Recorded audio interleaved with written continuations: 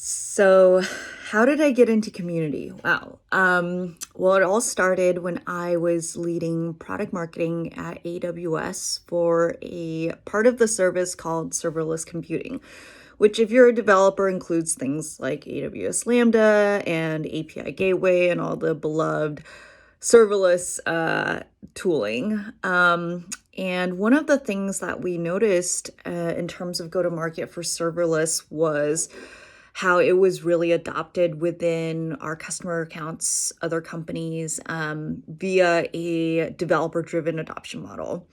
That meant it was individual developers who are getting hands-on with our educational content, trying out things like AWS Lambda for their use case, and then, going to their seat the next day as a developer at Nike and deciding to build the entire mobile app on serverless.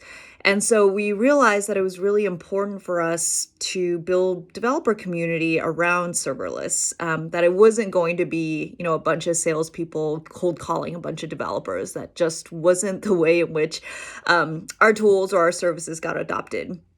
And I think in the process of building out all of our community programs, including, our Slack, which grew to tens of thousands of developers in just 6 months, our Reddit engagement program and all the awesome AMAs we did, our support of the forum, our various meetups, the global AWS evangelism program called AWS Heroes.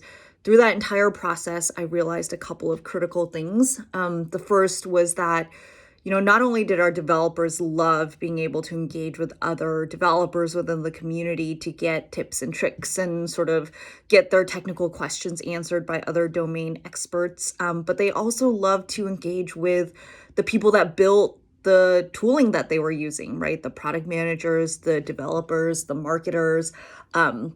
Our community loved to feel like they were being heard and connected to each other and supported by AWS. But internally, I also realized how powerful it was for our product and engineering teams to finally be able to have access to the people that were using their tools and services every single day, which before community was not really possible unless, you set up this very formal call through a sales rep. And oftentimes you're talking to, a key decision maker at that company who is so far away from using something like AWS Lambda every day that they really couldn't give very valuable feedback. But we also realized that building community is tough. It's tough on its own, and it's tougher when you're not able to get any visibility into how your engagements are impacting the community health or engagement. You don't get any visibility into how the activities that you're doing with engaging the community maps back to your business, right? Because at the end of the day, we are still building a business. And it was impossible to really treat our community members like customers, which at the end of the day, that's what they were. They were some of our best, most engaged users and customers.